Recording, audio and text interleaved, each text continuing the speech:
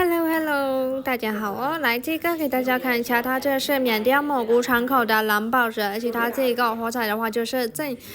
比较正一点，颜色的话就是。它颜色也是比较深一点的那种哦，它不是那种颜色比较浅一点，倒是挺好看的哦，可以做吊坠，可以做戒指的一个料子，项链、手链都可以的。而且它这个的话就是价格也是挺友好的哦，家人们，价格也是挺友好的，这个不写着克拉。它这个真的很好看哦，价格也是挺友好的。这个价格的话就是才1700人民币，这个才1700人民币哦。如果喜欢的话，就是可以私信私信的啊，谢谢大家。Hello，အားလုံးပဲမင်္ဂလာပါရှင်ဒါလေးကကျတော့နီလာလေးပေါ့နော်မိုးကုန်းနဲ့ထွေနီလာလေးပေါ့နော်သူကကြောက်ရေးကြောက်တာလေးကတော်တော်လေးထက်တယ်ပြကြလို့ရှိရင်ဒါလေးဆိုလို့ရှိရင်ဆွဲသီးလေးလည်းလုပ်လို့ရပါတယ်ရှင်ဆွဲသီးလေးလည်းလုပ်လို့ရတယ်လက်စွပ်လေးလည်းလုပ်လို့ရတယ်ပေါ့နော်ဒီမိုးလေးဆိုရင်ငွေထင်းနဲ့ခက်ခက်ရွှေတဲ့နဲ့ခက်ခက်တော်တော်လေးလာပါတယ်ရှင်ကြောက်တွေဆိုလို့ရှိရင်အများစုဆိုလို့ရှိရင်အဆောင်လေးနဲ့လည်းသုံးလို့ရပါတယ်ရှင်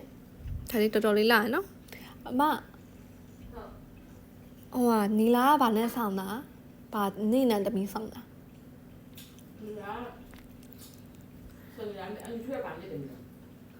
အိမ်ထွေးရမသိဘူးတနင်္ဂနွေ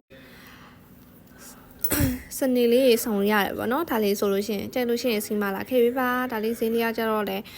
3သိန်းခွဲလေးပါပဲရှင့်ဒါလေး3သိန်းခွဲလေးပါဈေးလေးကကြတော့ short တင်ရှိရပေါ့နော်